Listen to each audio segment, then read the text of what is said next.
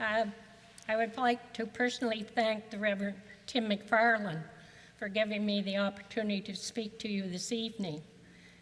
When I read the theme, "What have I learned from books?"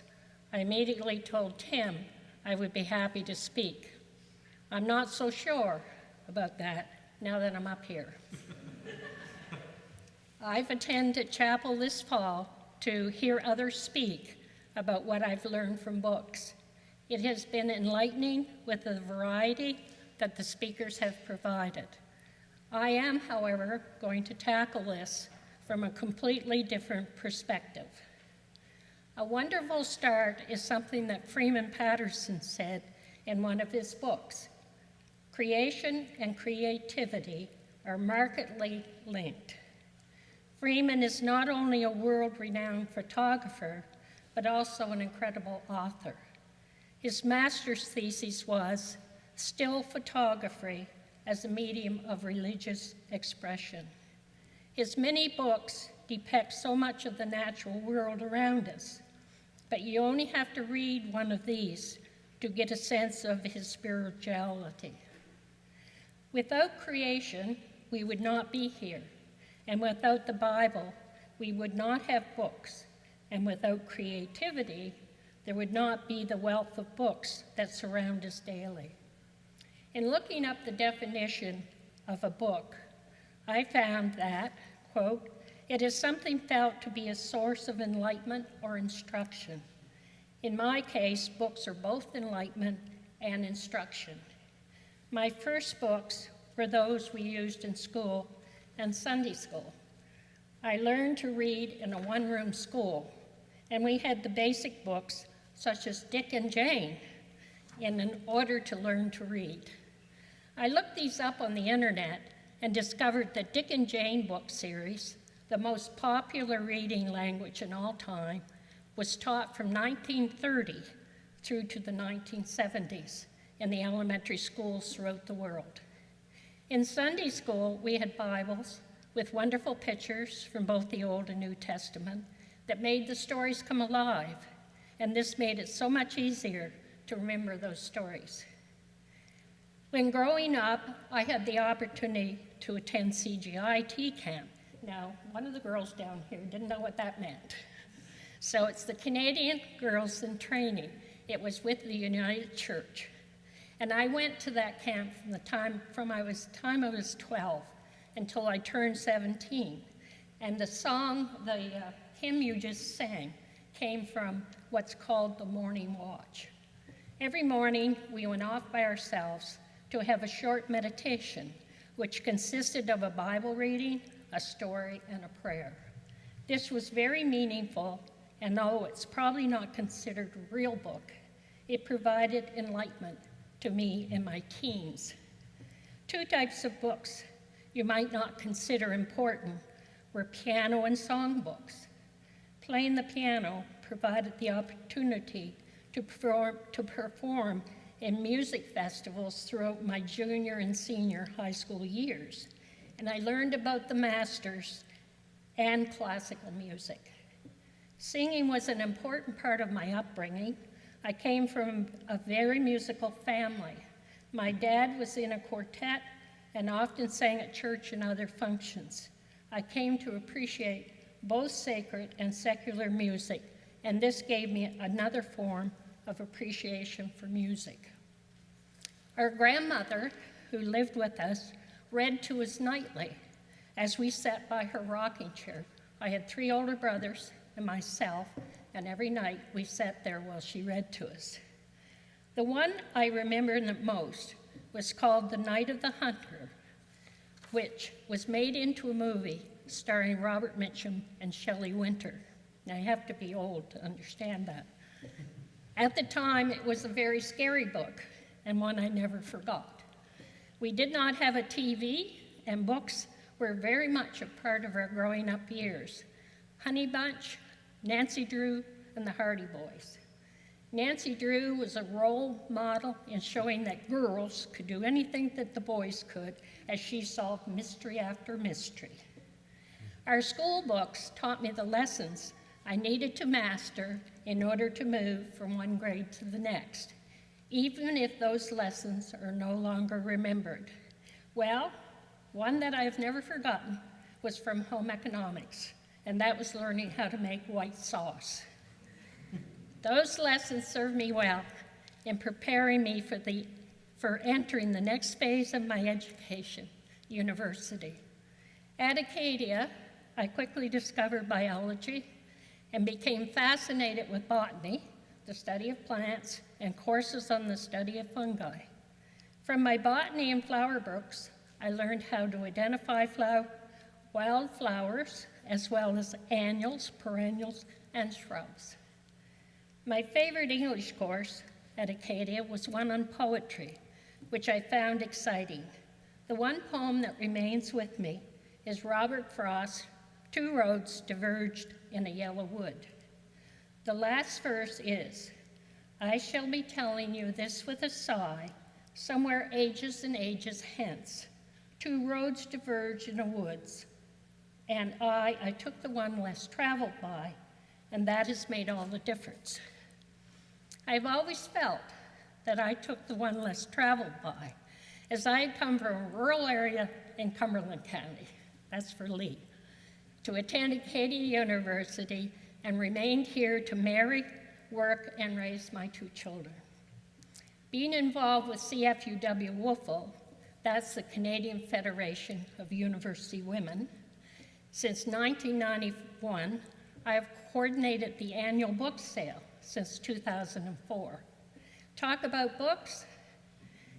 We moved 757 boxes to the Lions Hall in March this past spring, and our sale generated just over $19,000. It is quite obvious that there are many book lovers out there.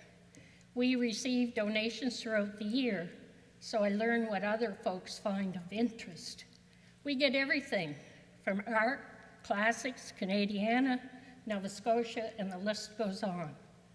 I often wonder how our donors can part with some of the books that they do. However, many of our treasures come as a result of people downsizing from estates, those moving, and those calling.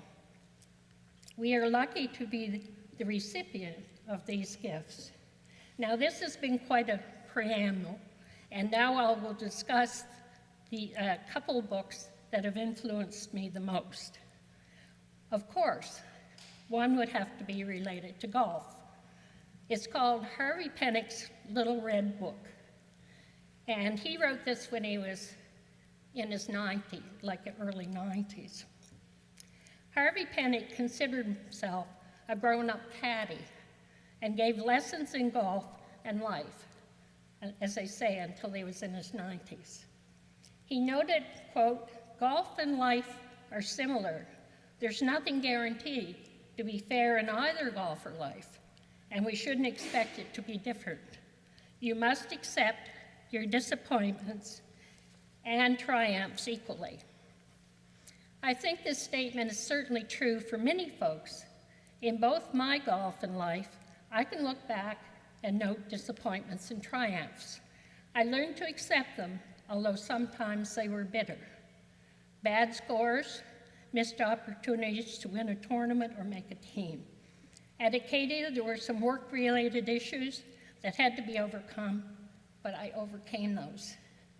However, I'm more apt to remember the triumphs. In golf, I was successful in a number of areas. Nova Scotia senior teams, Nova Scotia senior championship, and Kenwell women's club championships.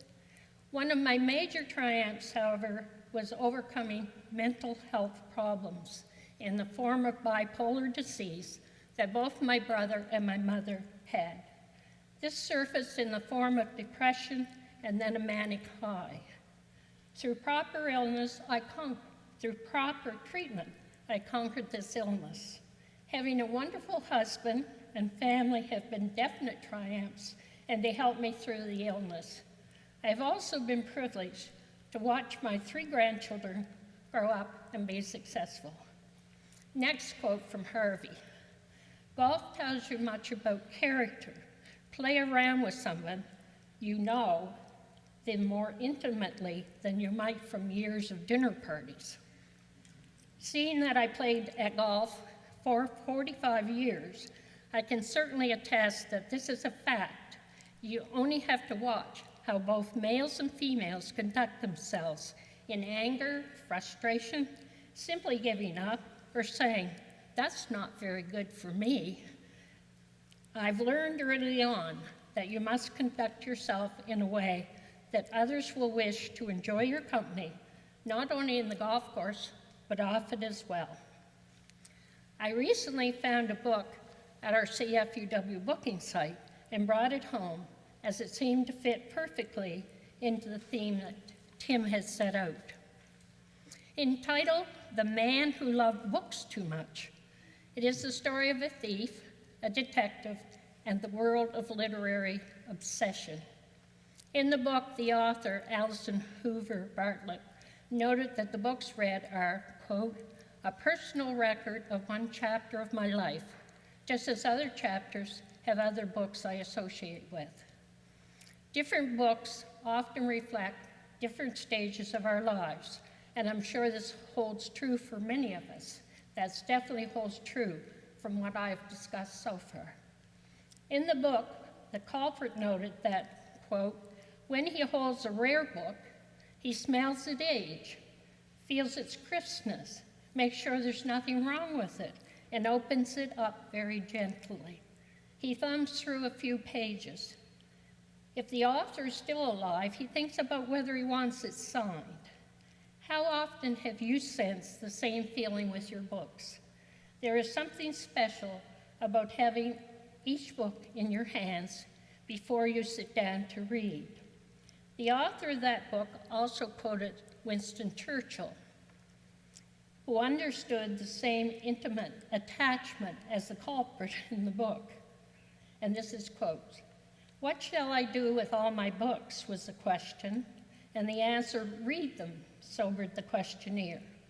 But if you cannot read them, at any rate, handle them, as it were, fondle them, peer into them, let them fall open where they will.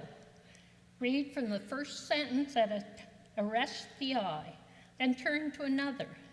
Make a voyage of discovery, taking soundings of uncharted seas. Set them back on their shelves with your own hands, arrange them on your own plan, so that if you do not know what is in them, you at least know where they are. If they cannot be your friends, let them at any rate be your acquaintances. If they cannot enter the circle of your life, do not deny them at least a nod of recognition. I'd like to finish with a little poem. The writer is able to express what I cannot imagine, one that is filled with awe and wonder. There is no way to describe the feeling I find just opening a book and being able to unwind. It could be a book about nature, golf, or other niches. No matter its content, it provides me with many riches. Thank you.